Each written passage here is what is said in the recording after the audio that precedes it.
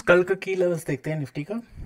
तो आज जैसे हमने एक्सपेक्ट किया था, market opened with a big bear candle, corrected to our support level and then started moving up from there. And if you were watching the market, you would have keenly observed that the market showed a lot of strength in the afternoon session. So again, I continue with my bullish perspective on the market.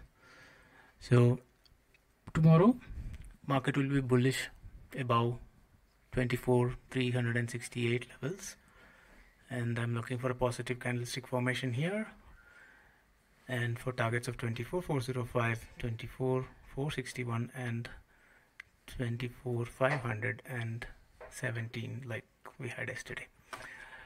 On the other hand, if market for some reason opens gap down or starts going down after opening, then 24,256, if it starts trading below 24,256, then unfortunately we are headed to 24,113. So that is the downside view if and when we require it. So the preferred view is we get a positive candlestick around this level, and then we can trade long easily for 24,405, 461 and 24,518. Hope bulls will win tomorrow. Let's see. So all this week I have been consistently saying every day, we'll be with bulls, but today, last 2 days I've been shorting the market, so I'm not sticking to my view unless market signs off on it. So I can have my view, doesn't matter.